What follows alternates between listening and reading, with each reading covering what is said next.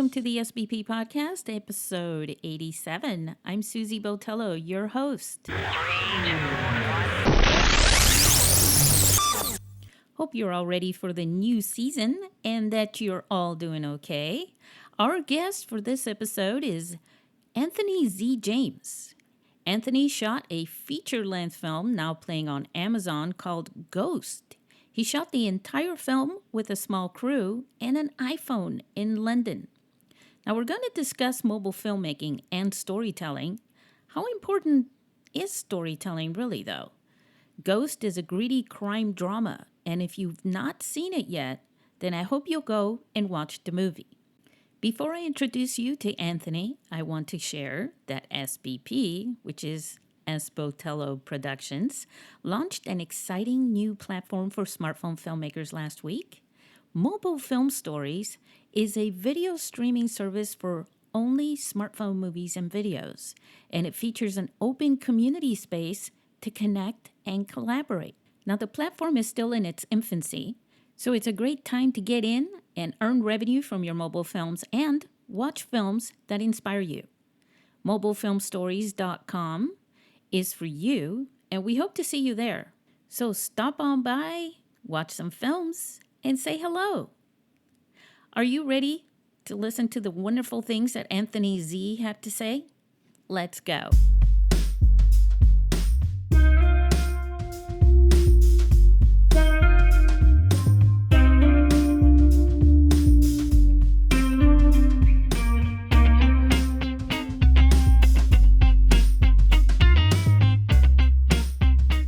Hey everyone, welcome back to the SBP Podcast. I have a special guest here, all the way up in the UK. We are recording this on September 11th, the morning of. It's about 6 in the morning here in San Diego, and in the afternoon there, we're talking to a feature filmmaker who shot his entire film, Ghost, with iPhones, and his name is, now remember this name, his name is Anthony Z. James. Anthony, how are you? I'm great, Susie. Glad to be with you. I'm glad to be here with you this morning. We've already started talking a little bit about what we have in common, and I can tell you Anthony is very passionate about storytelling just as I am. But he made a wonderful film, and before I talk about that film, though, Anthony, there was something that's really attractive about your film. Anthony contacted me late October, I think it was, or early November last year, invited him to come to San Diego, but then, this whole pandemic happened, and we didn't get to do that. But Anthony shared a little bit with me that the story behind him creating this film and making this film has to do with a personal story of his. And I also, Anthony, you were in your teens when you started making short films in the first place. So I wanted you to introduce yourself to our listeners and just share with them, before you talk about Ghost, who is Anthony and why on earth would Anthony make movies in the first place and then shoot one with an iPhone? That's a really good question.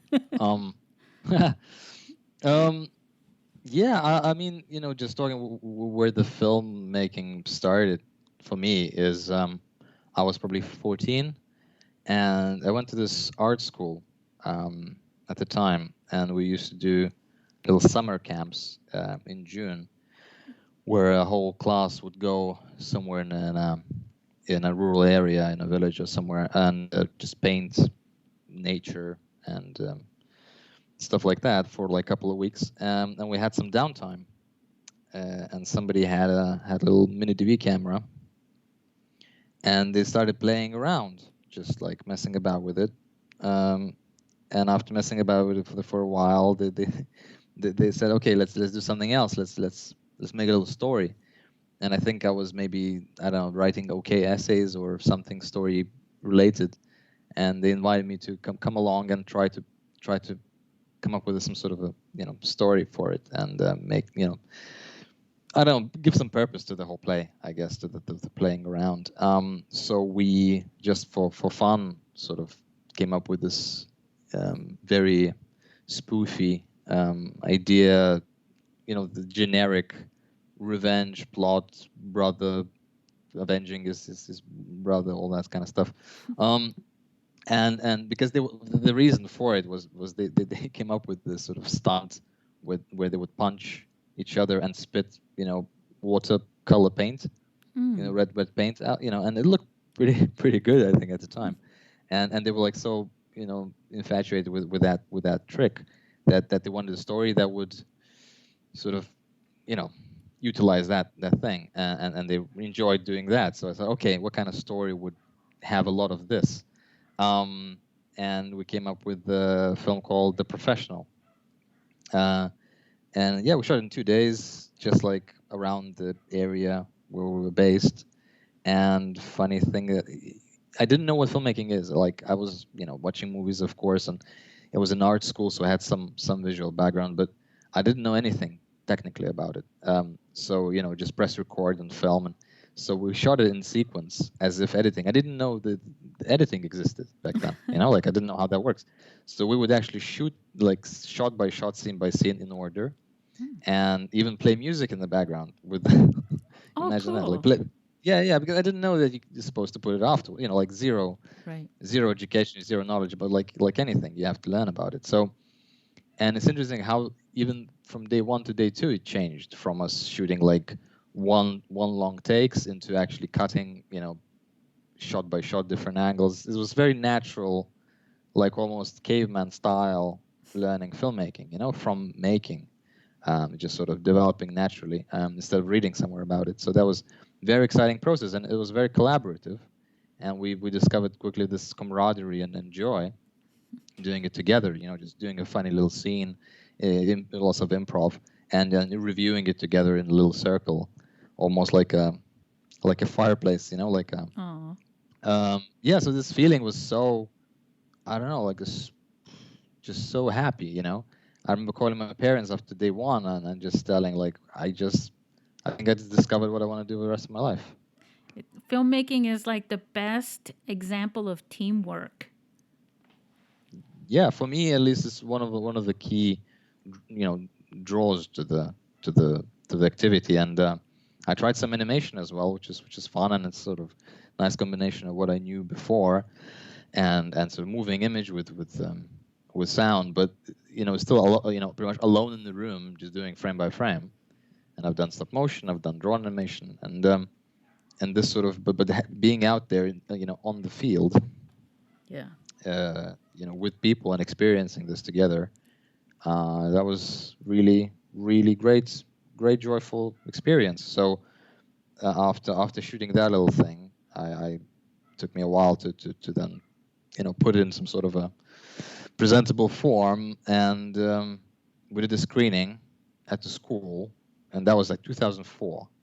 So especially back then and there, not many people did anything film related. So it was quite an event, and we had great support from the little community at the school, at the art school, and we had like a few screenings, and lots of people showed up and just loved it. Like another feeling, after shooting the film, being there with the people, experiencing making it, then being in the with an audience. Yeah. And when everybody's laughing, and I saw the film 100 times before I showed it, editing and reviewing it.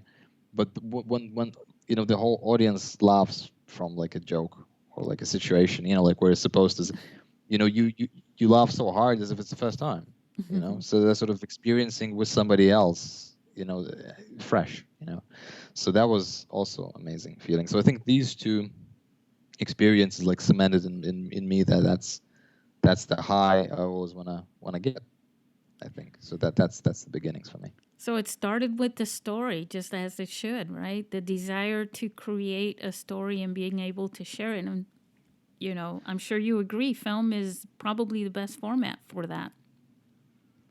I still think currently it's I think the funny thing is because it's so easily consumed and so, sort of, Hmm. it's such a good form that naturally commercialism comes into it. And I think because it's so viable commercially, because it's so easily consumed and so it's such a nicely accepted, and then, pretty much the form of it, it allows himself to be, you know, commercialized, and henceforth it becomes limited, because you have, as soon as the money comes in, you have to make sure it works, so you have to be careful with the form. And and so I think it could have progressed into, maybe it will, into something awesome. But I think combining like, it combines the theater, it combines music, it combines, visual art. Is just an amalgamation of all these separate forms into one experience. So I think the potential is, I don't know, unlimited. Yeah, and the methodology, the methody, the I can't speak right now, but the way that you construct that story, there's, whether it's written or however it is, there's a psychological method to it as well. And because you have the audio and the visual together, you don't have to, something doesn't have to be said, right, in video in order for the viewer to get or feel an emotion from that. Yeah, I agree that the film doesn't happen on set or on the screen. It happens in the viewer's mind. Yeah. So I think that, the experience, the meaning of it is created between, the creator and the audience, because you have to have certain previous experiences to get it, Mhm. to dig it. And all the good films, like what makes a film universal, like it's being fresh and, unique in some way. It appeals to a lot of people, like connects with with their experience. It could be a film about war, and maybe not people, currently experienced it, but maybe it taps into fear, or honor, or something, or some sense of sacrifice, that everybody in some way has felt. And if it taps in correctly, then it has a massive impact naturally. Yeah, and that's one of the reasons why I think most directors like to hear people sharing what they felt when they were watching their film, especially when they're doing a little subtle. There's a subtle part that maybe someone generally who isn't paying attention, or who for some reason doesn't get it. When someone gets what they meant to do with a particular part of that film, they get really excited. For sure. And that's why, I guess, our film managed to, I don't know, escape into the world Mm-hmm. somehow, enough to, there's no better feeling than, reading somebody somewhere on the other side of the world, coming across it, and posting a little review, Yep. or a critic coming across, and writing a whole article, what they found in the film. And just seeing that it connects, and it actually works, and people have, take it as it gives them something, connects with their previous experience, maybe with parents. Our film is very much about, like, father-son relationships. So, in that regard, or other regards, it's just, and them discovering it in some things maybe I didn't even intend to necessarily, or consciously, but I see it there. Just rediscovering the film through the audiences. And I think as long as it's genuine, and you want to have that impact, and seeing that people accept it, and then it connects, that makes the whole hassle worthwhile, I think. Yeah, let's talk a little bit about that with your film Ghost, which is 85 minutes, I believe, feature length film. But one thing that I read was that it began as a short film in, was it I can't remember the year, but it started out with a short film that you made where the actor, the main character in your film, or the main protagonist in your film, he was in it, and you were impressed with his acting, and that turned into a feature film, right? Yes, we made this short a few years before, and I think, pretty much the way film happens for me, when I make a film, is I have the ideas flowing in my mind for years and years, and they brew. And when the certain circumstances align for a certain story, I can, quickly connect and takes shape. So instead of consciously, okay, I need to make a film. Okay, where do we start? I just have the strands of scenes and subjects and themes flying around, and they keep connecting on their own time in the background. And then maybe a certain cast, becomes available, or a certain location or certain situation just, presents itself, and hopefully then there's a story that fits with the circumstance. So that's sort of what happened with Ghost.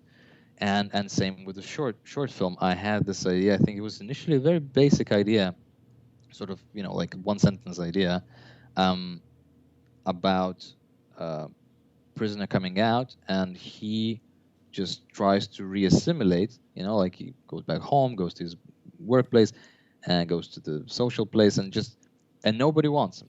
In short, nobody wants anything to do with him because he's, Right. been sort of ostracized in that way, and then nobody wants to do anything with him, and maybe he has anger issues, or maybe he did something before that, so nobody wants him, and it just gets worse and worse and worse, and somebody's following him throughout. Somebody's following him in the background, and the sense of threat from that following, and you feel like in the end, when everything is very bad, you feel that last bit is going to be the worst, and actually it's revealed to be his son, who's been, young son who's been following him and didn't have the courage to approach him, and he's the one who actually wants him. Yeah. Right. Can I ask you something about that? Because I know, and now I know this is a personal question. But what was it about the relationship between you and your father, who passed a few years before you made this? What was it about that inspired you to really make this film? I think just the thing, the connection between my personal story and then what's on the screen is pretty far. Mm-hmm. It's not like I presented my own story with a little bit of addition. It's pretty. It's through a completely different lens. I think if I have to put a finger on it, what's the main connection is maybe discovering something about somebody you're close to. Somebody's close to you, and then you discover, something new that might be, difficult to accept. For example, not even that. I think it's more like having this relationship and losing it, and thinking what it meant, maybe. And that's why the whole, the title Ghost is that the character comes back as if from the dead. And at the same time, there's things are revealed about this character to his son that are unexpected, perhaps, in a way. Yeah. And then coping with that, and maybe getting even, deeper connection with that person. Then, it's just, yeah, I think it's about a complicated push and pull, between the relationship, because I think it's, currently, especially like, like the whole men and then masculinity is changing, and sort of outlook into it is changing, and I think it's oversimplified a lot, and I think men are prone to oversimplify themselves, and the whole thing, and it's actually, I thought it's interesting that all these issues and troubles and confusions are inside, but they have this veneer of of toughness, and I wanted to explore how is it, you're not, people are not comfortable talking about everything openly, there but they have it was inside, and sort of, can you see it through that veneer, so yeah, I'm going around, I think, in circles here, but Well, yeah, I no, just want to say because that when it's not like a, when you watch your film, there's a line between or a space between the father and the son that they're both trying to cross into on the other side towards each other. But this line prevents them to. And I'm not going to give away how the film ends, but it's like the Michelangelo figure of the man, the human touch, with the two fingers where they're just almost there. Yeah. It's almost like that in a way, because it gets so close and yet they're still just not there. It's fulfilled, but almost. I think it's a very interesting and probably right comparison in a way that one thing is what you personally feel, what people feel, and then there's a whole social frame, social cultural frame of what are you supposed to feel, who you're supposed to be, and for men that's that's quite that they have very like this years and years, thousands of years, this cultivated shape that you have to put yourself into, right? At the same time, it's just a lot of contradictions, I think, in that, and especially now when people are questioning all these things, I think it's the right time to not necessarily disregard everything that happened, or like those frames that have been created. There must be a reason why they are the way they are, but generally going deeper and then discussing them and trying to figure it out. I think it's a really good time for that, and the whole father-son thing is on one hand you always feel like you're an extension of that other person, but then the question is, do you carry their achievements or their sins, or are you a new person entirely? That's a big interesting subject to explore, I think. I was never a big fan of strictly like saying, oh, if you're son of this and this, such and such, then that means you are like that. Whether that's your son of somebody great, you must be great too, or somebody evil or bad or unsuccessful, you must be the same. Like I personally, I disagree, but at the same time, there's you are always just genes and then raising, like the but somebody who raised, it's always things that do carry through, so you can't disregard it entirely. So how it's pretty much I you can't agree find with answers you. there, but it's interesting. Yeah. Interesting to explore, and especially through film. And I think when I say that it's personal, because I was really after losing my dad, and we were close, and talked a lot and watched films a lot, and through films we found like a lot of we would watch a film and that would open up a discussion about something, often. So film watching was a big shared experience for us. So I think mostly that inspired me. I wanted to talk about fatherhood and being a son, and just it's not I just didn't see it explored from that angle before, like in that way, and thought it would be interesting to try. Well, I would share with our listeners, you have to watch this film. I mean, it's almost like a law right now as you're listening to this, because it is. When I started watching your film, the story, it's like there's a story behind the story, and it just grabs you and it keeps pulling at you. And you had shared in your email, a little bit about, what inspired you to make this film, your relationship with your father who passed, right? And you had also shared, of course, that, hey, you wanted it to be a part of the film festival because you shot it with an iPhone. But both of those things, within the first 5 minutes of the film, I completely forgot about.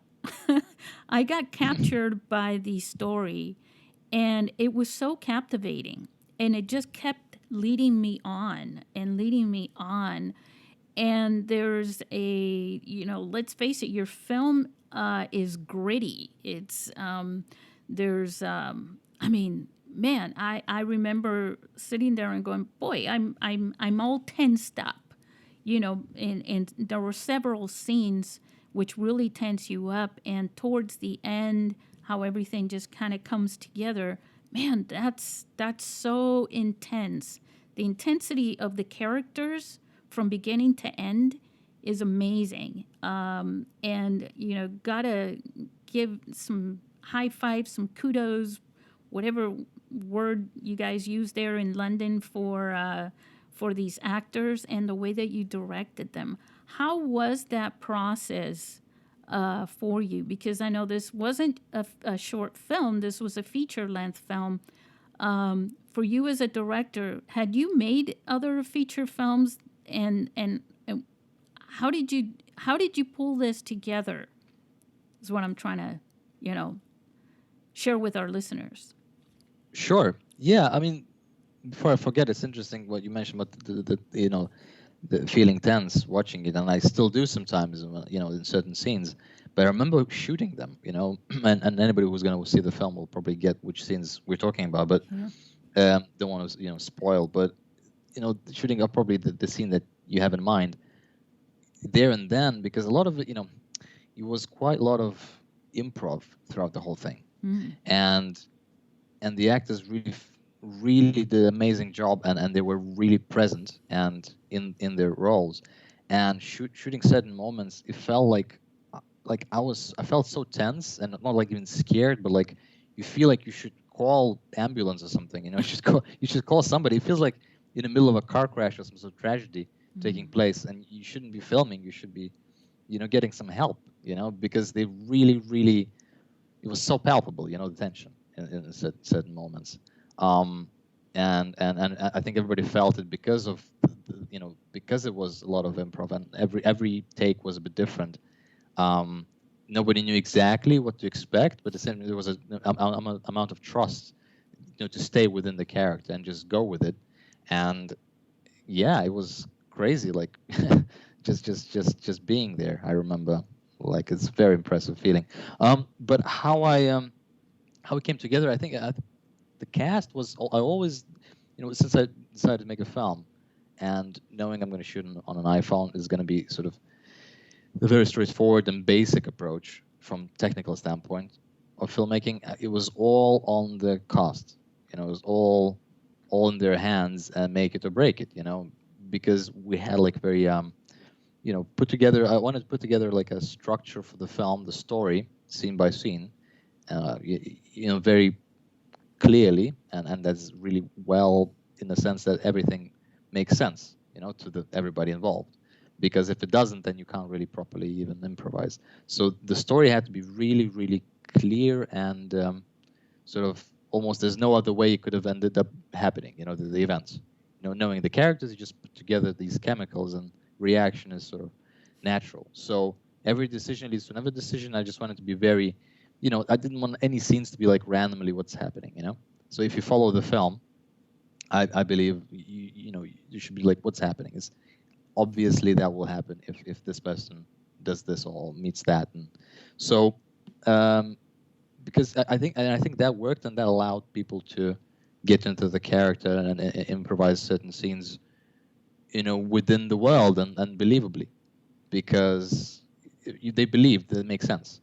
And then I think the sort of most important thing for me, and that I focused on, was making sure that the character arcs work, because it takes place in one day, and it's quite a lot of actions and events in one day. But even that, we wanted to, I remember sitting down with the team and working out the scenes. So even somebody living in London, because we shot in different places and events take place around London, that within the time frame, it's believable that you will be able to travel from there to there and spend this much time and then move on. Like, it's really, in this world, will be real. That could happen. It would be a very busy, dramatic day, but still believably so, even including all the, whether things are and how long it takes to get there.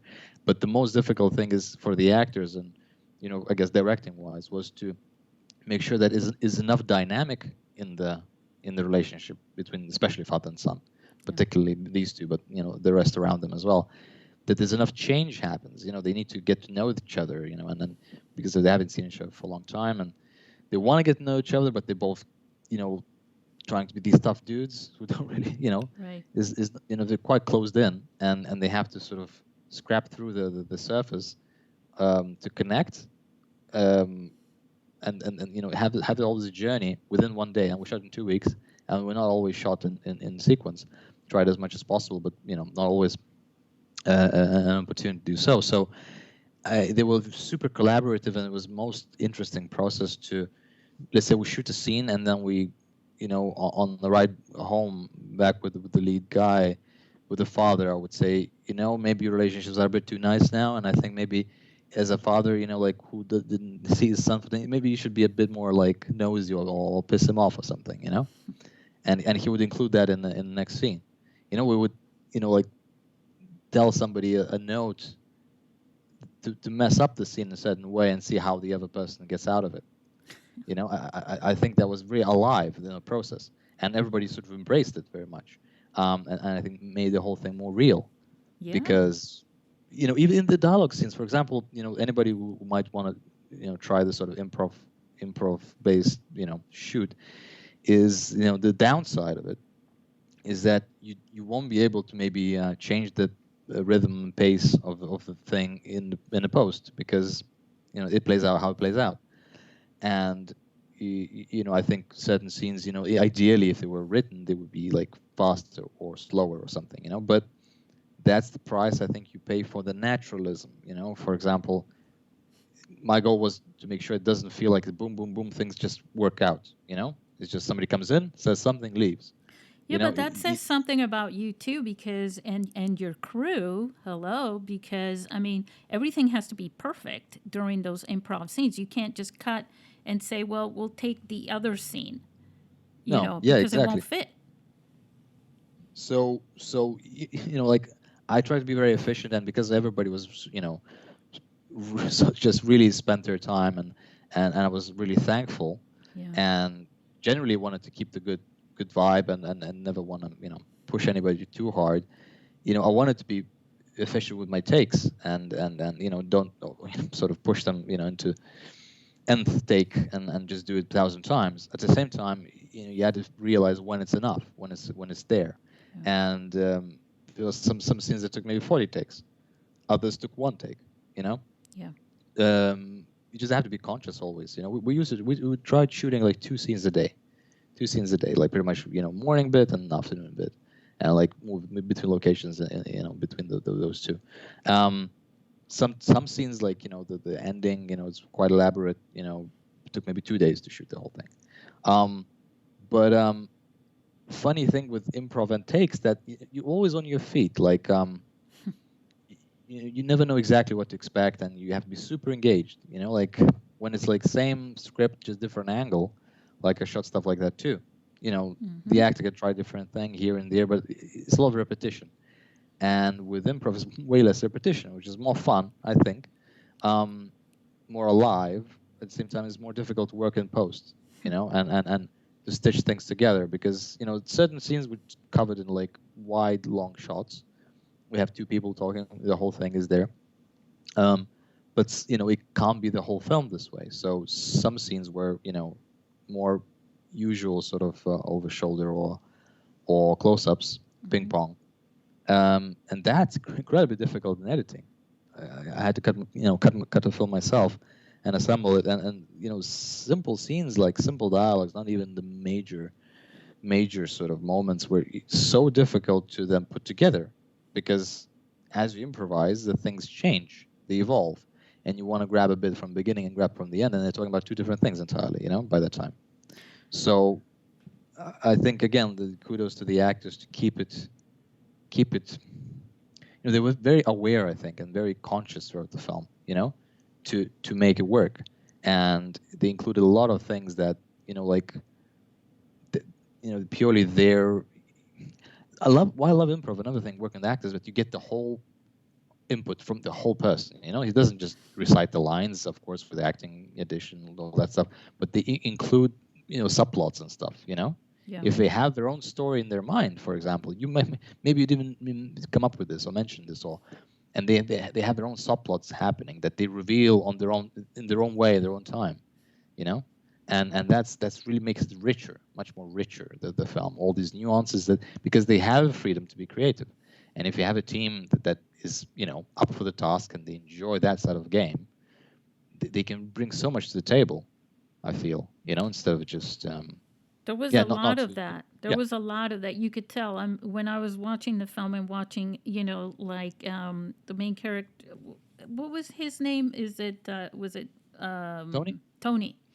Yeah, When he goes into that office for the first time and he's staring out the window, you know, and he's yeah, thoughtful, and you could tell he didn't say a single word, but you could almost, I mean, at least I could. Maybe not everybody could, but I could. You could tell what he was thinking, and that plot was just a baby during that scene, and yeah, you could already sense, the friction between him and the guy's office, the boss. yeah, for sure.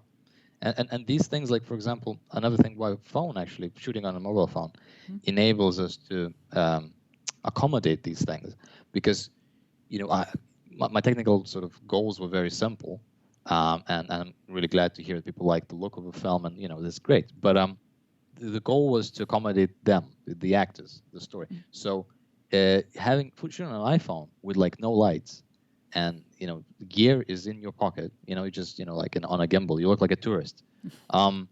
You can set up really quickly, and you can just, okay, let's try something, see how that works, and then we adapt and change and improve.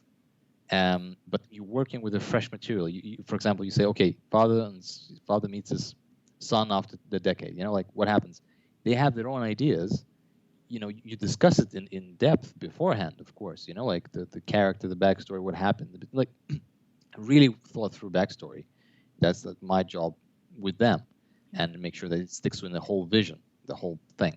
But then they bring it in, and it surprise me what happens, and then we do another take, and I'm like, okay, maybe that didn't work for this and this reason. I think, oh yeah, maybe you didn't consider that.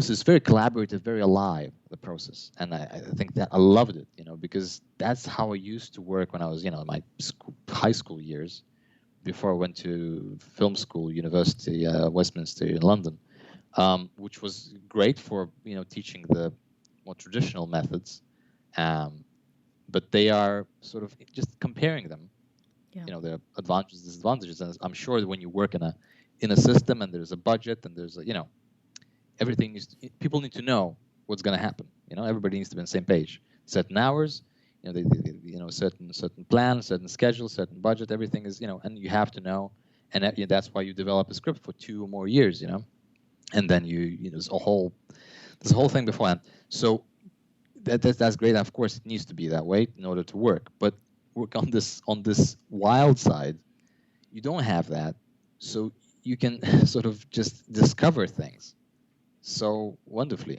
often.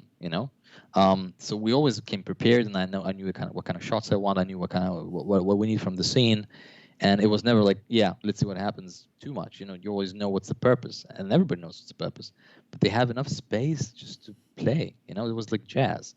And just for me, after so I graduated 2011, so almost 10 years after university, I was making shorts, and I was making them adhering to the more regular system.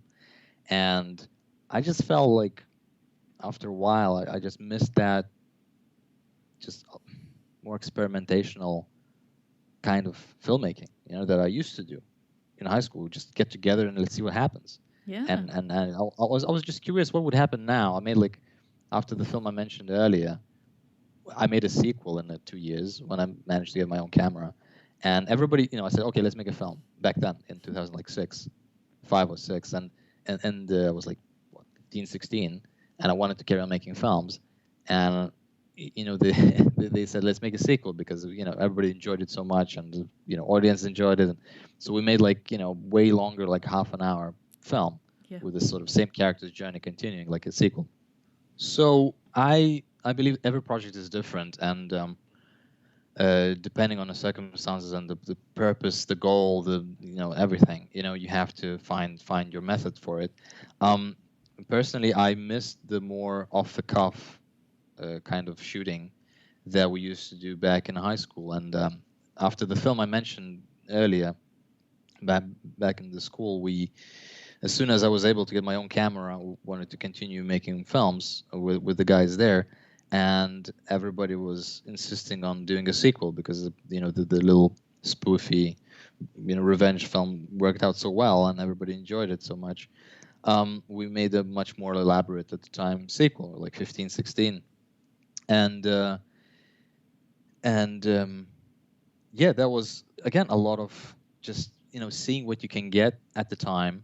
You can't do it like fully professionally because it's in between classes, between exams, and all the stuff of life that happening around, and everybody's very supportive. The school was supportive at the time, to shoot it, and people wanted to get involved, but at the same time you have to adapt to every time, and still make the story work. After whatever the footage you get, it needs to come together into this cohesive piece. So, but I loved it. I loved it that it was always fresh and fun, and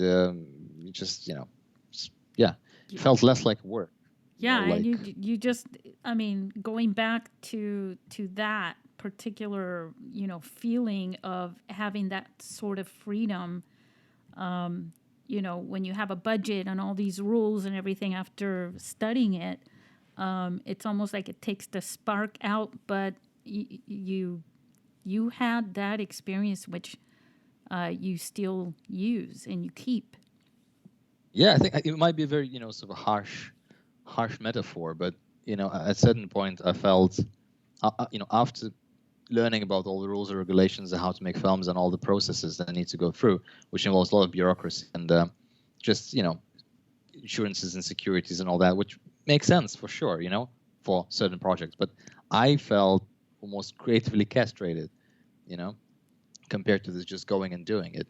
And thankfully, technology now and people's attitudes are more, inquisitive, and technology enables us to go and try things out.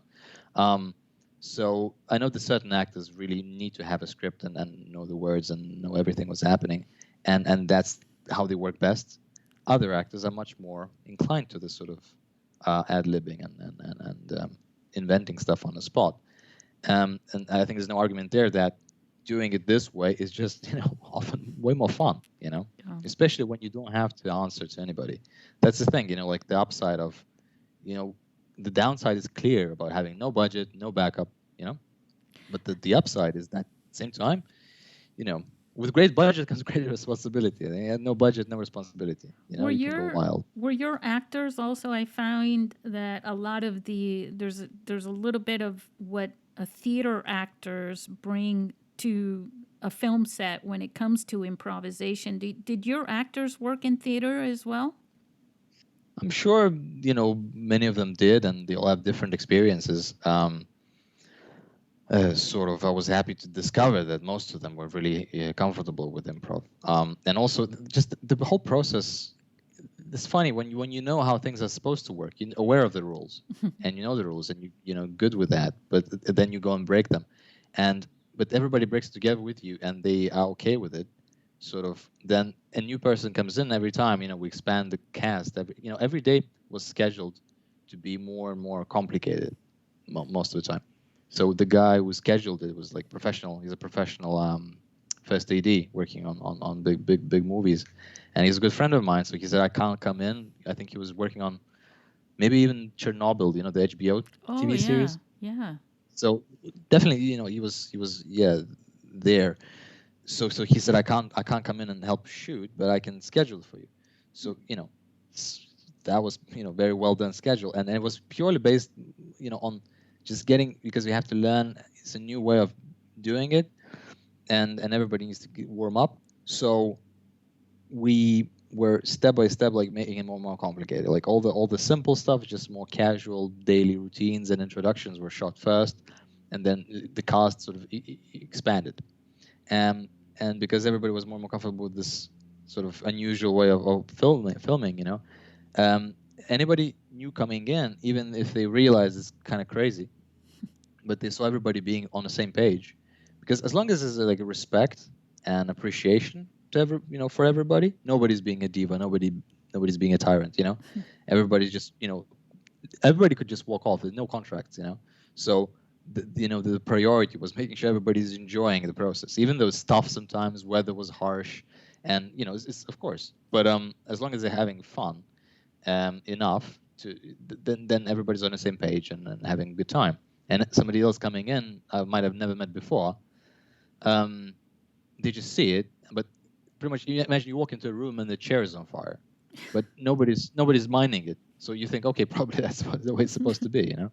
So that was, That's the camaraderie that's involved with crew, and that also I've worked on some film sets where the actors tend to sit around for their scenes and wait, especially the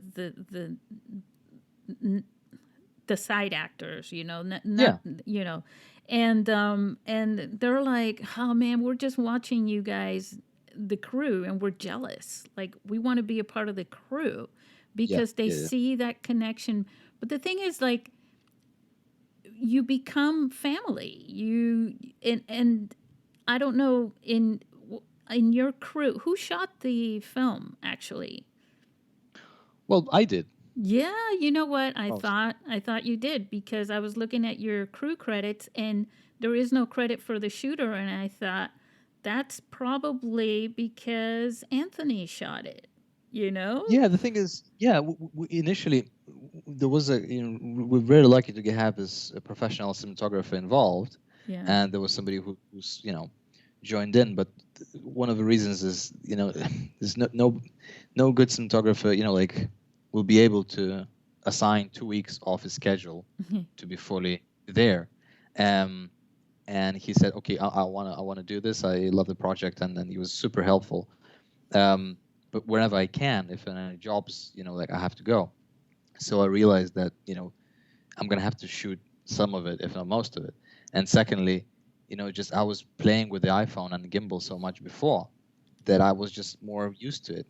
So whenever he was around, he helped with set up the shots, and even with lighting, even though we didn't really have any, actual film lights. Yeah. But for example, even shooting outside, he had better knowledge of which angle lights, shines better, or just adapting the in-house lights. For example, we shot in the basement, and it was like this, this sort of regular lamp, and everything looked ugly and flat. But Yeah. then he came in with some tinfoil, and it was Godfather. Suddenly, yeah, it's magical. So the guy, he was really, really good with this kind of stuff, and super helpful to have him around. But ended up refusing. He didn't want a camera or cinematography credit. Yeah. And so I was handling the camera most of the time and devising the shots. Another thing, I work as a storyboard artist, but in this case, I didn't produce almost any boards because I was the one shooting it. So I was coming up with the shots, and I knew it for myself. I didn't have to introduce it to the crew. Crew was like minimum. It was like me, the cinematography guy was like mostly the gaffer, helping with lights, sound guy, sound recordist, Right. and the producer, so line producer, who sort of helped day to day just run the thing. He was there like most of the time or half the time. You want to give them all a shout out really quick here in the podcast, in their names? Of course. Yeah. The cinematography department was Tomas Brice. He's a Portuguese DP. Teddy, as he likes to call himself. Sound was done by a Lithuanian sound mixer, Žilvinas Puras, but we called him John on set. And it was line producer on set was Domas Vilčinskas. He's a Lithuanian director actually, but he was very kind and supportive to come in and just help out any way he could. And I wouldn't have made the film without them for sure. Who did your makeup? Makeup was done by Brooke Davis. She's a great makeup artist. And also we had fight coordination. Like all the action scenes were done by professional fight master, Ronan trainer. We had some VFX were done by a Lithuanian artist, Get Yurga. Um, Music, yeah, music was like essential part of it. Right. Beautiful, beautiful stuff, and an amazing collaborator, Nikolai Polyanov, also in Lithuania. Um, yeah, it was. Yeah, everybody, you know, did. Yeah, I don't want this to come across like I made the film. Right. We did the film. I was just because purely, so many roles are not very. They don't provide that much creative input. Yeah. Like especially in post production. That pretty much I think anybody who does have a chance to creatively involve themselves or are kind enough just to come and help, that makes sense. Yeah. But if you don't have a budget, like so many like just grind, like editing, grading, sound design, a lot of it like just I couldn't find anybody, Right. to do that. So it was a great experience just to learn and do stuff. People, one thing is it was somebody to assign their time for like 2 weeks, all the time, and we did crazy hours often. And people who were on set, they were, Yeah, I exhausted was every gonna time. ask you about that. How many hours would you say on average, and days of the week? Like, did you shoot 6 days a week, 12 to 16 hours a day, or how was that? Yeah, I mean, it varied. And the thing is, I don't know for sure because, again, nobody, like, pretty much we were like, okay, guys, you want to carry on? Yeah, let's do it. Because everybody can walk off anytime. So nobody's being pressured, right?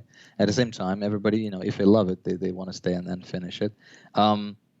At the same time, we know that we're going to have to carry on for day in, day out afterwards. So, we don't want to kill ourselves.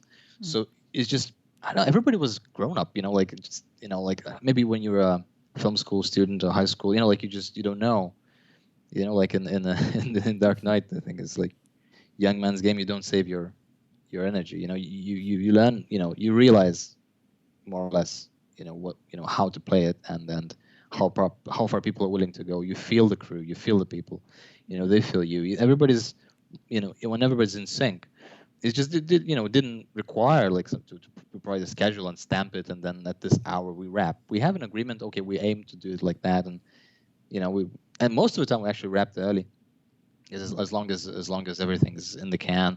And it's grueling like weather. We shot in February in London, Yeah. and I think as soon as we wrapped, as soon as we wrapped the final shot, in, in the can, like as soon as I said wrap, it's a wrap. It started snowing instantly, and we had, I don't know, like Londoners will remember, like in 2000, what it was 2018 February, it was a crazy snowstorm out of the blue. Oh, yeah, I I think it was remember. late Feb. Yeah, late Feb, early March.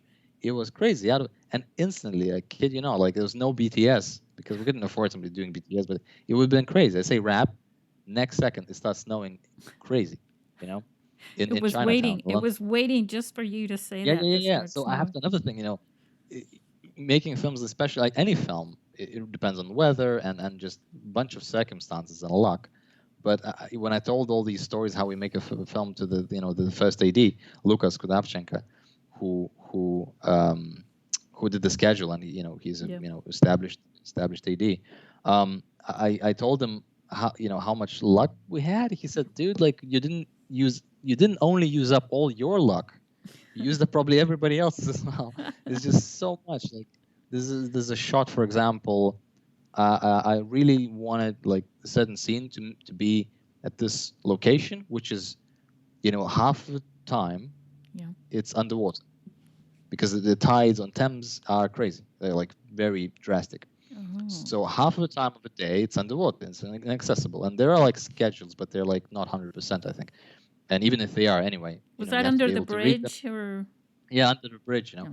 and I wanted like in my just in my vision, I thought it would be perfect if it had a sunset, and sunset also you need to have a clear day, clear enough, but if it's too clear, it's a bit flat. Yeah. But if it's cloudy, you have no sunset.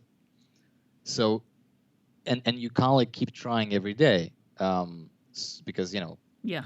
pretty much. So we tried once, and we arrive and it's underwater. And maybe I wasn't able to read the schedule very well. Maybe we're late. Maybe it just came in too far. I don't know. Anyway, we come in and the location is non-existent because it's underwater, like 5 meters underwater. It's done, and then it's cloudy. And So we shoot alternative just to have it, just in case. And then, when we had a little bit of a gap in the schedule, so which scene you want to maybe try again, or additional scene? And I said, I mean, this would be amazing if we managed to get it.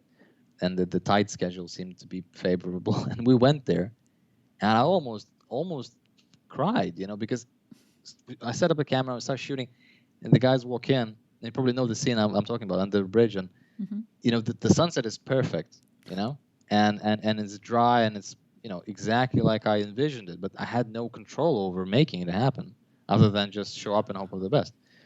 And we had a bunch of situations like that, with locations, especially because locations are incredibly expensive to finding and book, and I just know we couldn't afford it, and sometimes it's just so much weather dependent, and it's supposed to happen during one day, single day, so the weather can't go crazy different. Good thing in a way, like anybody who visited London knows how you can start, winter ends up in summer in the same day, and it shifts. But we again were lucky that the clouds moved in a certain way that, if you follow the film, if you just follow the clouds, it's believable. It starts on a sort of sunny, and then some clouds come in and becomes cloudy during the, almost like afternoon, and then it clears up again. It's no way to control it, but it's a big deal because so much of the film happens outside, and it's always shooting with the anamorphics on iPhone. Everything is in focus. So it's just what it is. So just so much luck with weather and people coming and being supportive incredibly, and it's just there's a lot of things like that. People watch films sometimes and they go, oh, I wonder how they made that happen, and you almost feel like you're going to disappointment when you're like disappoint that person because you're going, actually it was just luck. I've done that in editing, in post-production before, where people have said, oh, how did you get the music to sort of do this and then that, during a rush project? And it's like, actually, I know that looks like it was meant to be there and happen in that way for that specific effect, but honestly, it just sort of fell into place. It was pure luck. They're going, oh. Yeah. I think, I don't remember exactly now, can't give an example, but I came across people like talking behind the scenes or remembering about how they shot certain things, in movies that are like iconic, and how it ended up being the way it is, purely like, for example, the Indiana Jones, the scene when he shoots the guy with the sword, right? Everybody knows this. Everybody knows the scene, and most people probably know the story that there was supposed to be a big fight sequence, but Harrison Ford was just, sick, had like a stomach bug or something, and then it wasn't up for a task. And he said, "How about I just shoot him?" Ended up being an amazing scene. I was like, who came up with it? Who's the genius? So I think I think it's humbling. It is, and it helps because our listeners are going, oh well, so I don't have to. I mean, you can't predict luck. I look, I can't advocate that you shouldn't prepare, and I think if we prepared even more, maybe it would be even better results. But it does happen. But it does happen. Certain there's emotional part involved for sure, like of you preparing for a film. Like if you know for sure it's gonna happen, you have a budget to dream. You can dream your dream, and you have a budget to back it up. And unless it tanks like Terry Gilliam's picture when he was doing Don Quixote like a while ago with Johnny Depp, and like it's just like Egypt plague, it just everything just was like torrential rains. I saw that documentary, and I think it was like on HBO or something a long time ago, and I just went like, everything that could go wrong literally went wrong in that film, and it was never really made until just recently, right? Yeah. I mean, he made like, I don't know, probably used some footage, but he pretty much cast. Everybody just knew, so he made it again. So that was the extreme example of things going bad. Maybe ours was considering the zero budget sort of approach, and it was maybe everything going right mostly. And so many things could have went wrong. Most of the time, it's in the middle. So I think. And I remember watching this documentary with this AD friend of mine, Lucas, and he said this, like after all this experience that, all the shoots he's been on, he said, never assume, always prepare and check. And you can, like that's the biggest mistake. You assume there's going to be parking there, or you assume you're allowed to go in, or you assume, whether it's going to be nice, and most of the time, like that's might not be, You got to so Yeah. have a when you have backup to the backup and then a backup to the backup. yeah, so I think preparation is never, never. I don't think you can over prepare. It's just what thing can happen. You can have bigger expectations than you end up having, and I think it's easy. Like if you can prepare without having strict, expectations. Yeah. If you can prepare 100% and still be super flexible, you know, adapt and enjoy whatever happens on a day. It might happen entirely differently, and you're still like, cool, great. I'm gonna, make lemonade from that. And it's great. It's just for me, like I know that I get attached to like shots I want to make, or, so you have to be prepared enough. I think at the same time, don't get attached to your plan. Best advice I got from a old director. I was working with him storyboarding something, and I asked him, "What's the main thing you would advise?" And he said, like, it's so easy to get over involved in details as director because sort of everything is your responsibility in a way, Mm-hmm. And at the same time, like your only real responsibility that nobody else, like you have departments to take care of this and that, but the thing that nobody else takes care apart from you is overall vision and overall unity of the thing. And so it makes sense and it has emotional impact. You drive it home. You keep everybody on the same page. So nobody's going to take care of that for you. And it's so easy to get involved in like what kind of hat the guy in the background is wearing. Mm-hmm. It's so easy to get involved in that. And I was, certain projects before, just moving a bottle in the background left and right for half an hour. That's counterproductive. So you have somebody take care of it. If you don't, maybe it doesn't matter. And in this case, a lot of things like I just let it go. Does it matter? No, I don't care what it is then. So it was a great sort of exercise in letting go and focusing on things that you can't like.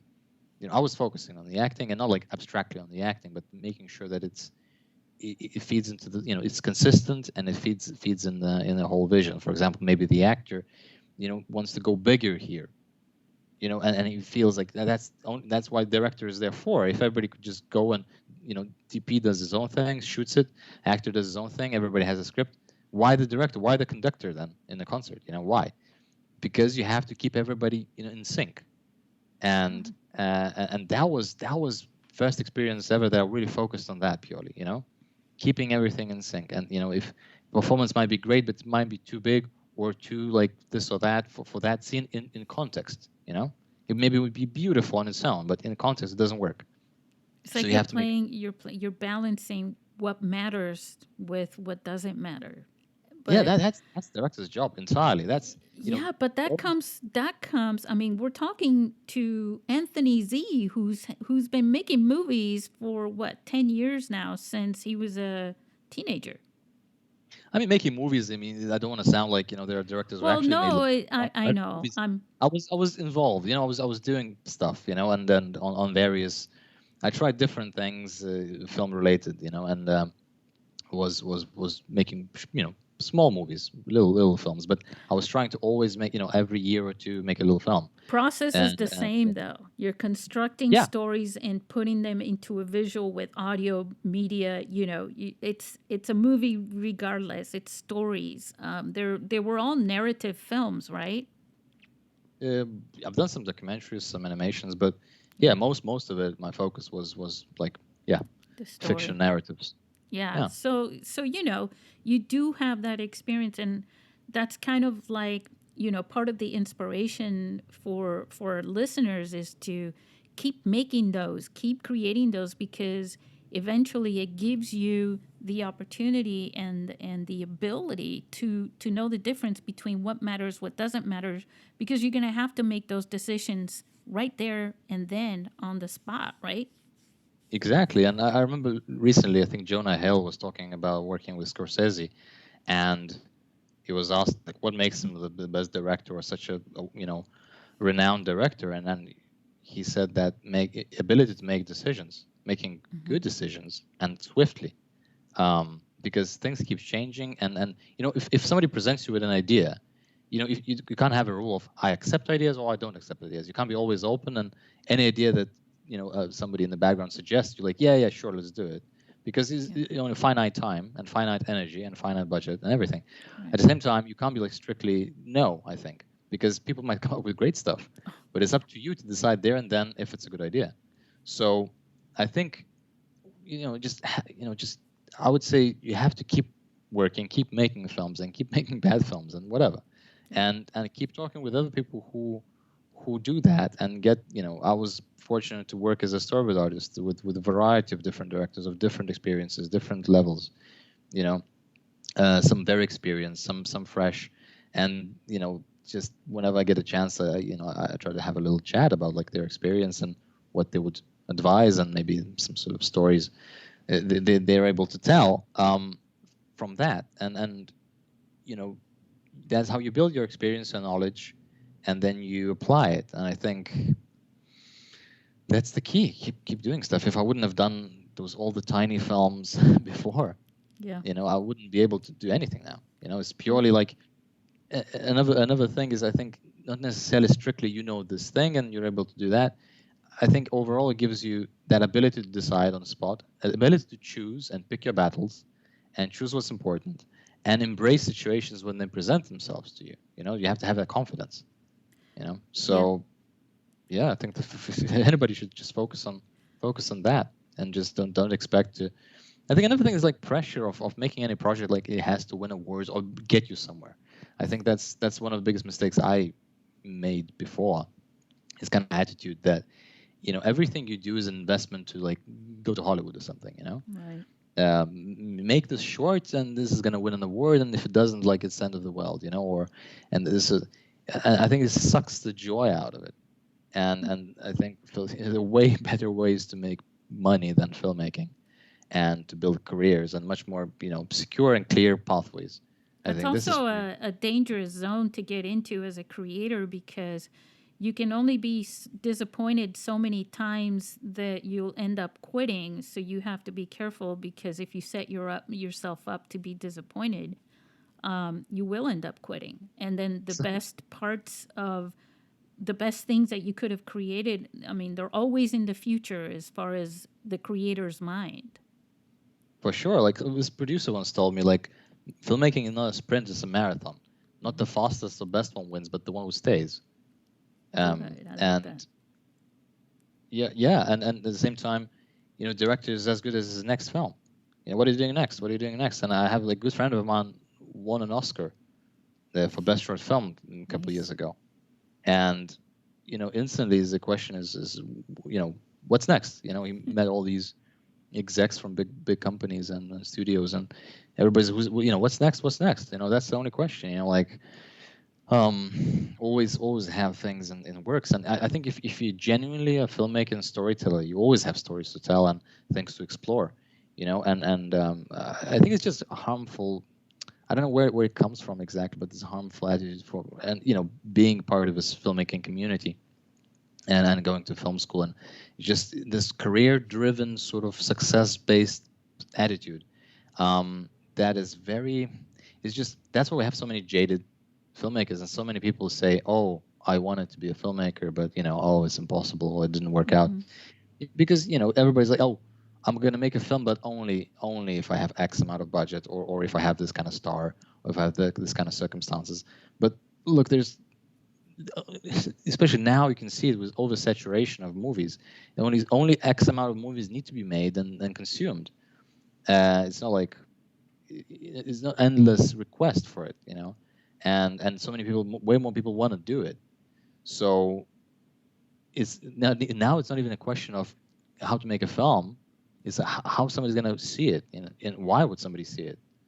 Well, So and that's where it comes back, circling back to the beginning, where the story is truly, and I know there's people who will argue this, but in the end, for both the viewer and the creator to work on a film, it's about the story.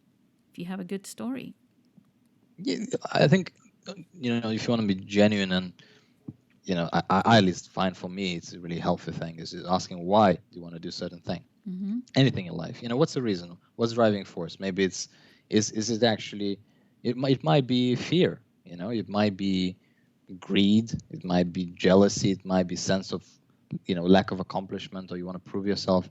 It comes from these lesser places. I just think it's, destined to be disappointing, as an experience and result. But even if a craziest endeavor comes from a really genuine place of wanting to share something, or wanting to create something, or just have fun, just good Yeah. old fun.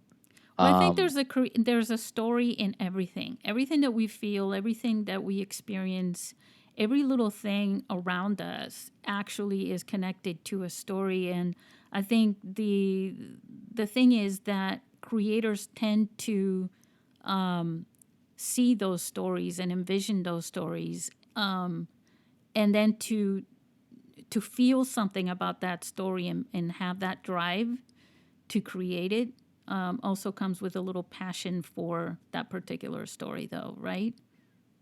yeah, and I think my attitude towards like things like talent, for example, Mm-hmm. what like talent as quality to have. I think it could be math, it could be arts, anything. It's just talent is when something comes easier to you and you have extreme passion for it. Then that's what talent is. I think, and And skill you just accept. follows with And skillful, and I experience, think any talent without skill is pointless. right? So if for example with filmmaking, as we're talking about filmmaking, like if you want to make films for the right reasons and you keep on doing it, like I think Tarantino said, like if you have genuine love for film, you can't help but make a good movie. Awesome. I agree. What did we miss? Is there anything that we missed that we should be talking about before we call it a wrap and it snows? Yeah, I mean, I remember another thing is for filmmakers to remember is that it might be the number one thing for you. It was like my baby, my wife, my everything, for like 2 years. So you get wrapped up in it, and not everybody around you maybe is on the same, naturally on the same page. They have their own lives and interests. And I remember meeting a friend of mine who's a script writer and visiting him in Hamburg, and I just finished shooting it, and I was just so over the moon that it happened, because I wasn't sure if it's gonna, we end up putting it in the can, Yeah. because of all the potential things that could go wrong. And it was such a rewarding experience, and tough and rewarding.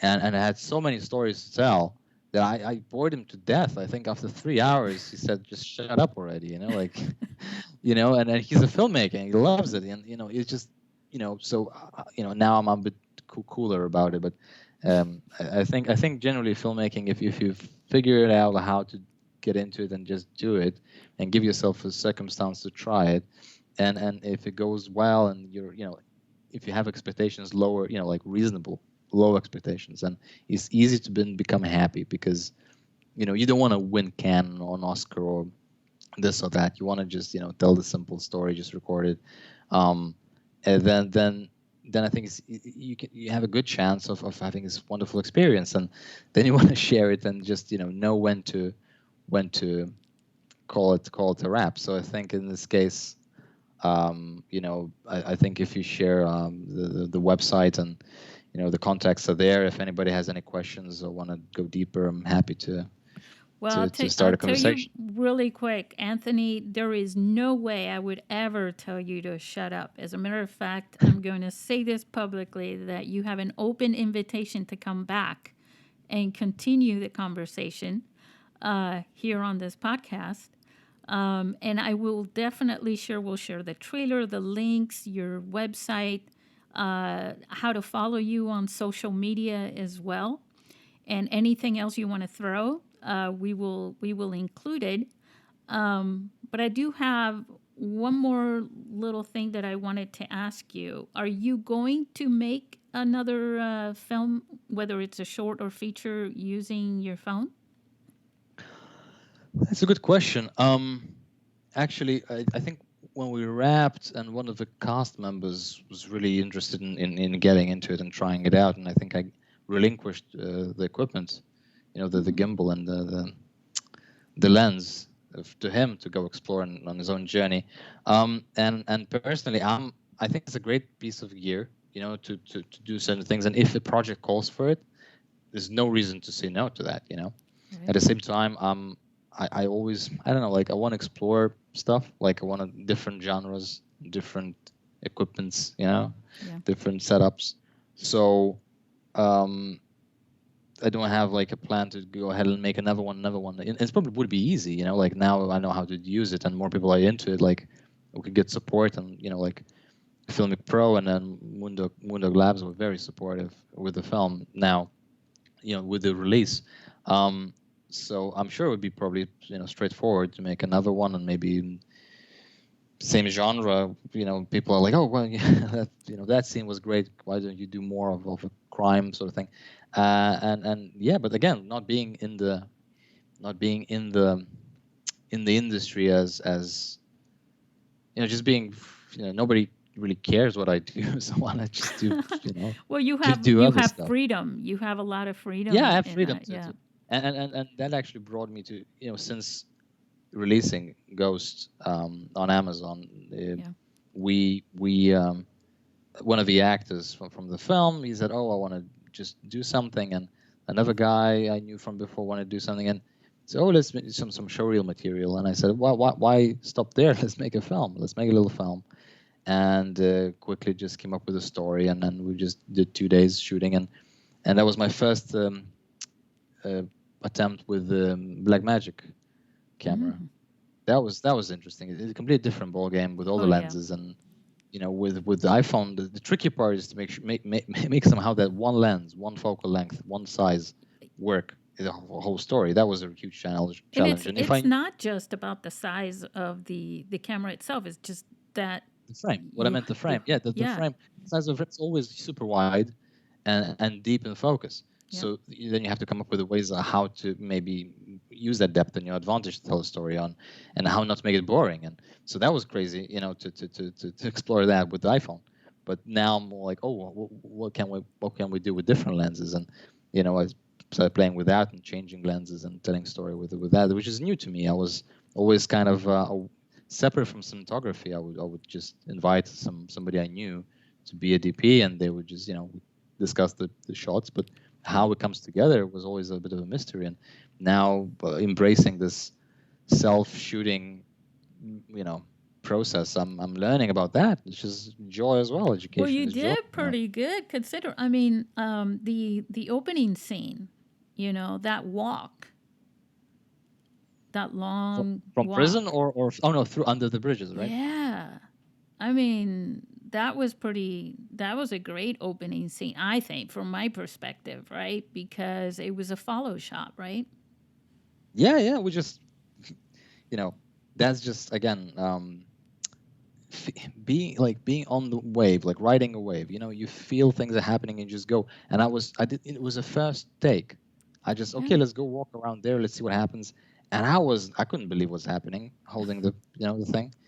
Like even when it's you know, gimbal was great, and I think I was used to it enough, and just the flowing, and then we just, you know, it just happened, that thing, you know. Well, gimbals are not magical, by the way. A lot of people think, oh, I take it out of the box. Why can't No, I it's do stuff, that? Why does it yeah, feel like yeah, I'm yeah, on a ship? You know, it's like, well, yeah, it's technique.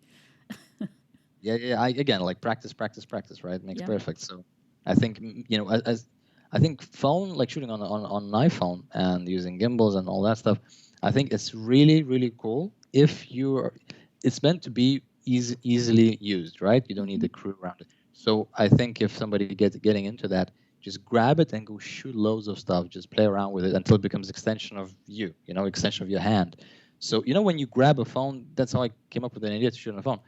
I realized I didn't have at the time enough knowledge to go shoot something on a proper camera, and it wasn't like, it was out of question with the budget and everything. But at the same time, I thought, okay, every time I see something on the street, I see a nice sunset, or I see, like, I don't know, like something happening. And my personal Instagram is just sunsets and city lights, and you know, Nice. stuff that you just come across just, you know, on a walk in London. Um, you just take it out and you just quickly grab it. And with like Filmic Pro, for example, you can set it up so it's, you know, you have quite a range to play with in terms Yeah. of light balance. So I thought, if it's going to be so easy to shoot something like grab a snap for Instagram, then yeah, this could work. So I just had to spend enough time to acquaint myself fully with that, so I could just grab stuff like real quick and make sure they look good enough for people now just to call it a movie, you know. So I think, yeah, if anybody's getting into that, and anything, any equipment, just experiment, shoot, do it as much as every time. Any like passion endeavor like filmmaking is just, you have to, it's really difficult to. It's easy to wish for the glamour or something, but it's so much just grind. And if you everybody has the same, like everybody would choose the same sort of pleasures, but like what kind of pain do you choose? I mean, it sounds a little bit elaborate, but and fancy, Well, but and you don't get what to kind? carry an easel and a set of paint everywhere you go. You have to sort of plan for that. And you do the same thing with video and films where you have to plan to take your camera out and things like that. But with the phone, you have you have 24 hours a day to practice. Yeah, exactly. And I would say with any equipment that you can do without the team, even like with Black Magic or DSLRs, people should love with that. I mean, DVs, whatever, it's just anything you do, you have to spend enough time to really be comfortable with it, because nobody takes something from a box and shoots amazingly, like nothing, Right. no camera. Actually, when people say, "Oh, we shot this with the iPhone," and so many films that with massive expensive professional cameras don't look as good occasionally, like there are It's cases like true. that. People make Yeah. there you go. So I think it's the equipment doesn't make it. You need certain equipment to make certain results, and I Right. couldn't compare this with I'm sure it would look way better if we had the equipment, but every equipment has its own like advantages and disadvantages, and you just pick and choose depending on the project and result you want to get. So I'm not saying like iPhone is the answer. Go shoot like a Hollywood movie. Like it still had massive limitations, of course, and there's a reason why those cameras cost so much and need really good professionals operating them. Right. They will give you results that you wouldn't maybe get, but you can't escape the fact that the divide is narrowing. Well, you And can't wrap a story around the equipment and the qualities that equipment has. yeah, I think it's just in the filmmaking community, it's too much of fetish, I think with with Yeah. equipment, and too little focus on what makes it like a shot is what you put in front of it as well, and Yeah. how it's lit and what's happening there, and the camera is just it's just apparatus to capture what's there. And certain cameras have, of course, more of ability to capture more latitude and and more depth and more just pure. But it's only a tool, just I think especially people who don't have that much maybe knowledge, education as perhaps, or maybe too much, they just put too much stock in it. Yeah. And I Well, it's a always toy. wanted, It's a toy, and yeah, not to demean it, like saying, "Oh, it's just a toy," but it is a toy because it has that sort of appeal and attraction, and the interaction with it. But it can also be very intimidating. but exactly both. And I think if it starts with, I think Steve Jobs said this about there was a question about like how does he come up with the stuff, and he said like you start, if you start with the consumer, and then you try to come up with technology that satisfies the needs, then it's a good path. And same here, like if you start with a story and like what's actually minimum that you need to tell the story, to do it justice. And again, like not every story would be possible to be told the same way we told Ghost, but I just knew that the way at least my process works is that I come up with the two things go hand in hand. I don't write a script which involves like armies of orcs and then think, oh shit, where's the budget? I Now you're talking yeah about I Lord of try the to Rings or yeah something. Yeah. yeah. I mean anything.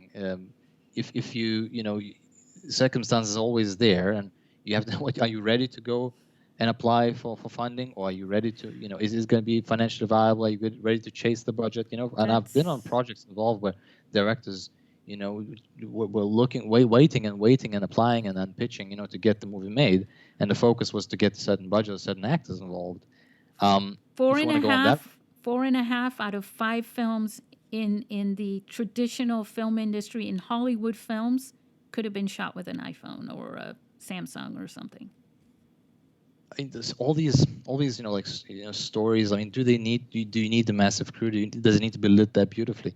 It's a question. I think It's a question nobody like really, many people don't ask themselves. Like what's the minimum? I think for me the drive was okay. I wanna. That's it. I'm almost 30. I thought, and I feel like okay. Will I be the filmmaker?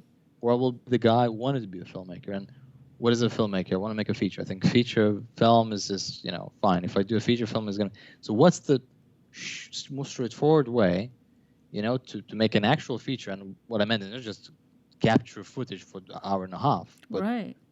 something that I would consider myself honestly, like that would connect with people. People would take, accept it as a film, and I would accept it as a film. And keep your Um, audience captivated throughout.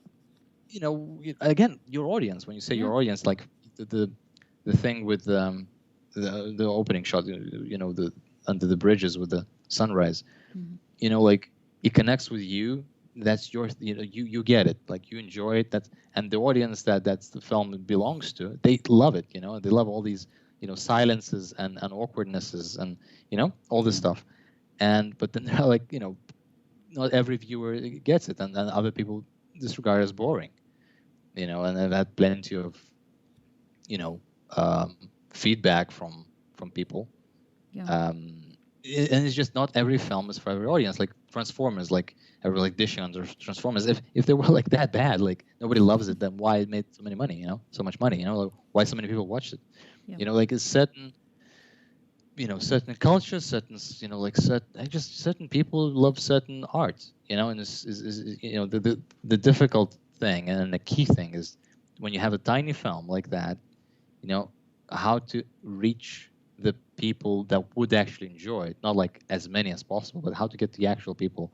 And that's why internet and chance to distribute like on Amazon, they give it, raise it up, and Twitter and Facebook and whatnot. I mean, it feels like quite a like a terrible battle there as well, because everybody does it, and then all the studios do it, and fighting for attention, oversaturated market. It's crazy.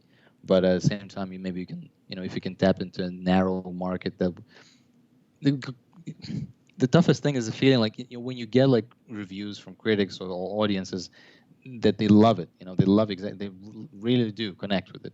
Then you just feel like this push. Oh my God, how can I? So many people would love it if they would find it. True. You know what I mean? Like, how do I make them find it? When do I let go? That's it. Whether meant to be, they'll find it somehow. I don't know, because you don't have a budget to advertise. You can't endlessly, push it and market it. Well, you have to have people like hopefully me more too Yeah. to push it out there and to promote it. And again, like I told you in the beginning, I think when we started our conversation, even before recording, it's about you. It's about you, Anthony, being the. Now, do you like to be called Anthony Z or just Anthony? I like to be called anything, as long as Anything? I'm called, right? Anything sounds anybody, yeah, it's like great, when it's a sad thing when nobody calls you.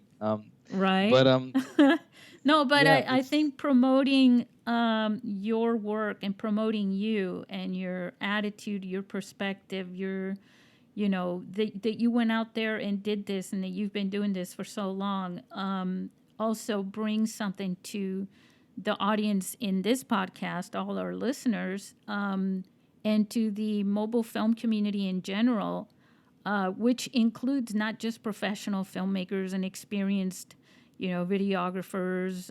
It includes actors. It includes, a landscaper, a dentist, and someone's mom. It includes everybody who has a smartphone and who does not have a story.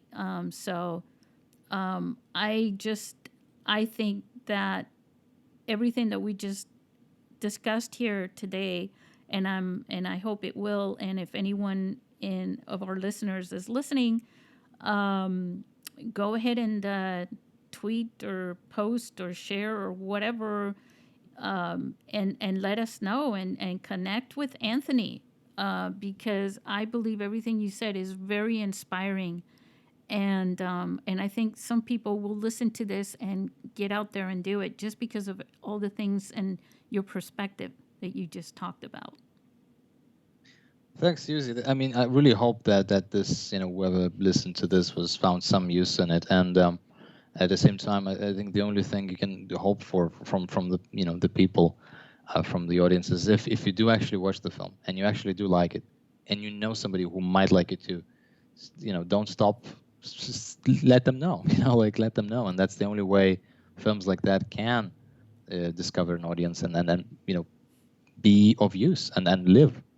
It will, Such a even good tiniest film. story. Such a good story, and the film really does evolve. And when you guys, you know, everybody that's listening to this, when you watch this film, if you haven't already, you just it's going to make an impact on you, and it's one of those films where it kind of keeps rolling around in your head, and that's one of the traits of a good film is that, you know, the end credits, you turn on the lights or whatever, and then you're like, wow, I'm still thinking about that film.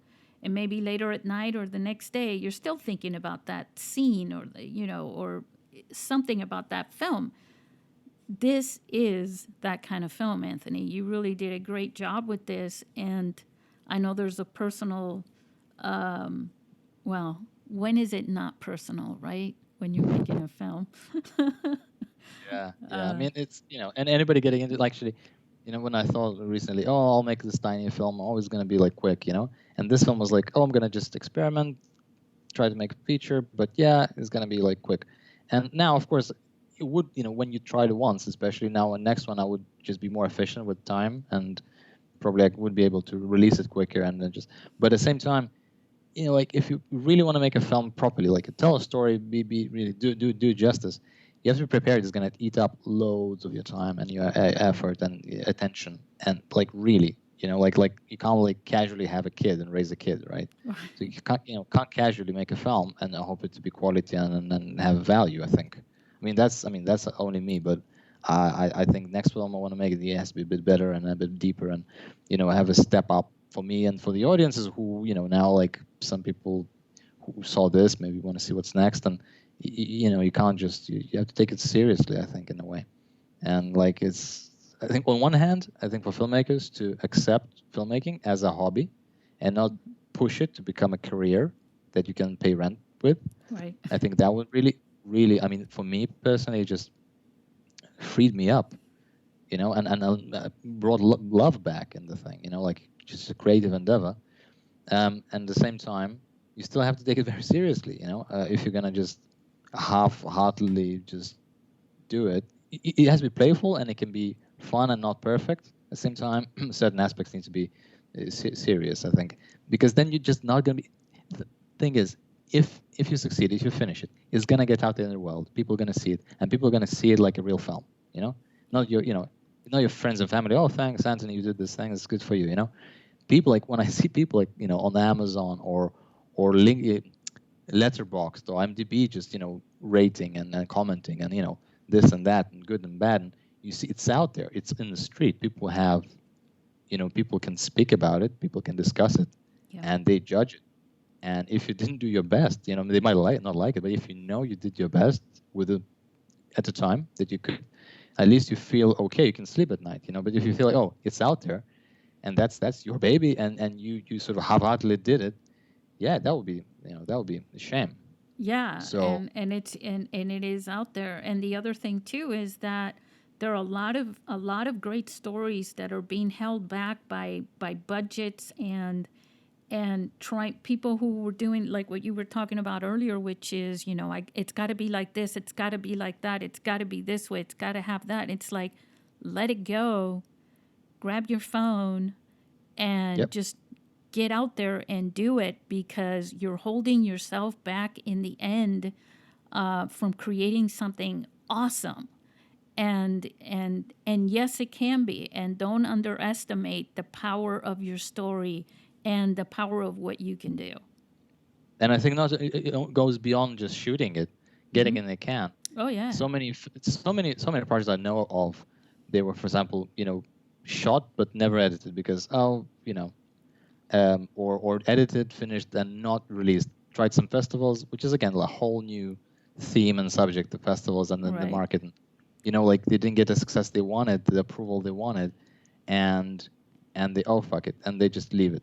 I don't know if I can swear on this, but you're yeah, not they supposed just leave to, it. but Yeah, leave it. But anyway, they just leave it be and they forget about. And everybody who put their time and effort and sweat, they just want a film to be out and alive so they can, and don't pressure the film to win you something or to give you any, money back even, but let it live if it's there, you know, don't make something that you would be ashamed of later, really try to do something good, but then push it until it's really, I mean, it's up to you to decide when it's done, but Yeah, until it's you try. ironic that you were talking about that because actually the production part of production, there's three parts to it. There's pre-production and then there's post. But actually in post usually is the longest part. That's what consumes the most time in the traditional filmmaking industry and independent film is the post-production. That takes the longest. Yeah, and then there's actually post production, and on top of it, there's a whole release, right? That's the Yeah, whole that's new part. thing. It's Yeah. as tough as all the production parts, because with post production is sort of is difficult in different sense than production. Production is grueling, 2 weeks, a month, whatever, Yeah. but people come in and play, and they it's much more sort of active, and people come in and then play, like in the sandbox for a day or two or a week or a month, and to get people inspired to come out and show up, and that's one thing, but then to get somebody or yourself to spend months in a dark room grading or polishing sound and stuff like that's a different thing. You have to put it in account, Yeah, and the think about, marketing part comes and into then market that. stuff. Yeah. Yeah, Hmm. that comes into post. And a lot of times, this is where when you have somebody Stops. who's paying Yeah. for your film, that's where they Hmm. come in and start to ruin everything.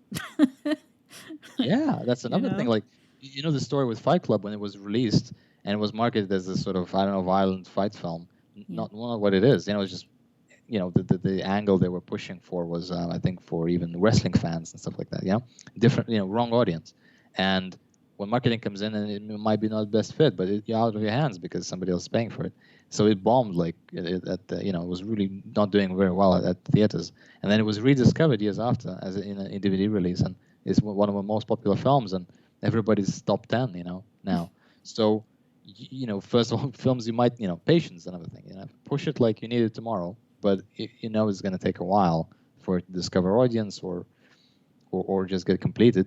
And another thing with advocating the micro budget tiny films is that you can, especially now with internet and all these platforms, you can really try to tap into the audience that will get it, that will enjoy it, that do need it, that look for it, instead of just massive, like, yeah, watch it, like Blockbuster, like, nope. Right. Maybe most people won't even enjoy your film, and that's okay, because there's plenty of stuff that they require. They want to see Spider-Man 15, and that's okay. And you can't make that, and maybe you shouldn't, because people are doing that. That's covered. That's done. That's covered. Don't worry about it. Do your thing.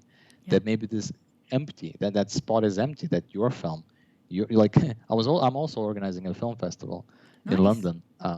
Yes, the Story Image Fest, and we're into second year now, and we're receiving a lot of submissions from around the world, and like unexpected places, like in the Middle East, and like Oh, yeah.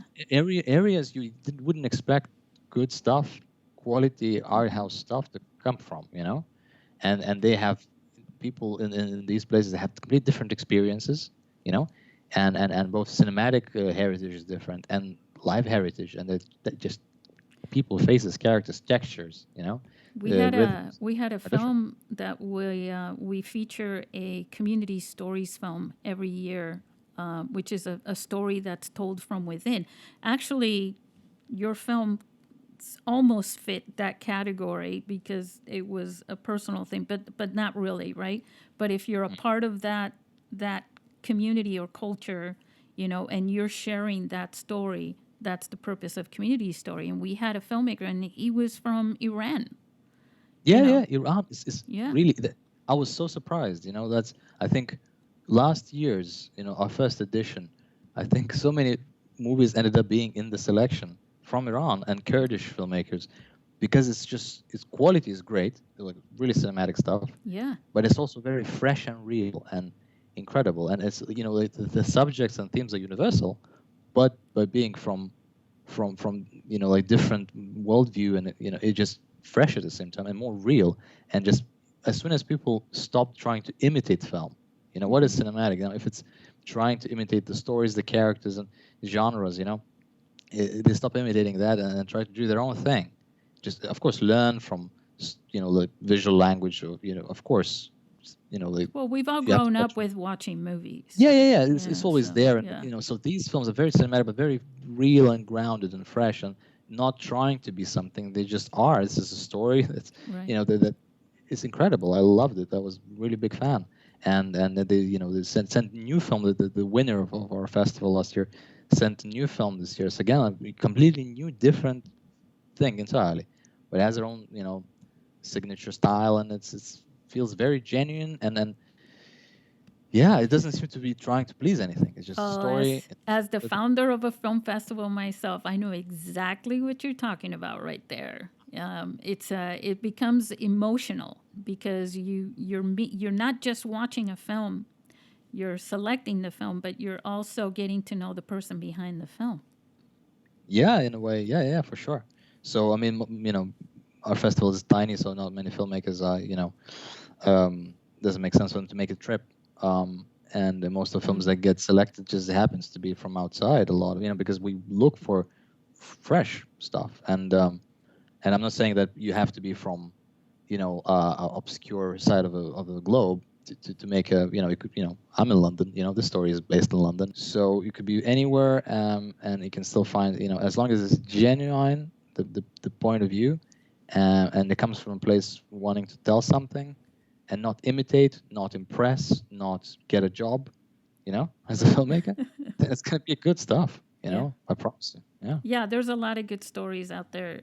Definitely, a lot of good films, and independent film, I think, has superseded the Hollywood industry in many ways over the last, I would say, at least 15 years, as far as more and more people beginning to appreciate independent filmmakers, and I'm talking about just the consumers in general.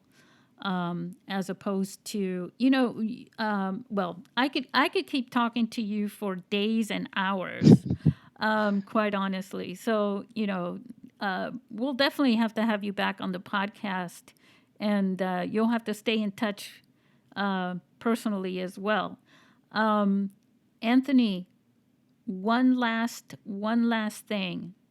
Just give your final advice really quick, a really brief, kind of like a line or a few sentences that would share with our listeners to really get them going and to feel confident enough to just start putting their story together to make a film. Yeah, if I had to, like, final thoughts would be, we were just pondering about like Hollywood, for example, and it's easy to dish on it and say, oh, Hollywood is like not letting us become or do something, or it's too much of commercial stuff. I think it's just, indie film and Hollywood are just two different things, and I think it's a big mistake of putting a like equality sign, like cinema is Hollywood, or commercial film. It's not, and purpose of Hollywood is like a business, is like McDonald's in a way, like nothing wrong with McDonald's if you want it, it's out there and get it. And of course it's going to take all the space with advertising, and at the same time it's what people want. If they wouldn't want it, they wouldn't be there. So and if people want more quality food or more quality cinema, different stuff, try different flavors, different cultures, it's there for them to be found and discovered. And there's more platforms coming up that offer that. But don't be discouraged by the gatekeepers. And if you make a film, people are curious. I mean, I was surprised by like how many people saw the film. We had like over 130,000 views, like streams, the first few months on Amazon Prime UK only, and now we're getting into Amazon US and trying to tap into the audience because of the algorithms. All that. It's very difficult, especially with the title Ghost. But it's getting out there, and I think it's fixing itself up in that way. So Hollywood is there, and if you want a job and you want to get paid and then be popular, there's ways to get there. I don't know much about it, but there are people still doing it. But if you actually want to just become a filmmaker, tell stories through film, now is perfect time, and there's plenty of people who will join in the fray with you. So as long as it's, not for you to become something or to build a career or become rich or something on other people's backs, but you genuinely want to, get together and make a film, get together and have fun, have this experience. I think now we started making shorts. Last thing I want to say is actually we started making shorts recently. Just randomly, we come up with a story, meet up with some actors, somebody like whatever, to tiny crew and cast, go and shoot something in a day or two. And I used to make shorts for the reason to become my calling card, to win a festival, to get somebody to notice, to save me, to raise me to somewhere. And it was always in a way painful because you try to, the marks you want to hit, that like who, it's not necessarily genuine, and you always disappointment and then becoming jaded of results. And now after making this, now we're making shorts as best comparisons, meeting your friends and to play basketball in the courtyard, or jazzing, jazz, just jamming with your mates in the evening, just you do it for the joy of doing it, not for the result. And you might end up with a little film as well. So that's what we started doing, and I think that's number one thing you should do. Just go something, just enjoy it. Don't forget the joy and art of it. And it might take you places. Who knows? But don't think about it. Awesome. Wow, guys, say goodbye to our listeners, just so you know, you guys, if you don't get out there and make a movie now after everything that we've just been discussing, then just hold on for a day and then think about it one more time, and I bet you will. Thank you. All right. Say Thanks, good. Susie. It's been a pleasure, and best of luck to everybody who's gonna try and make a film afterwards.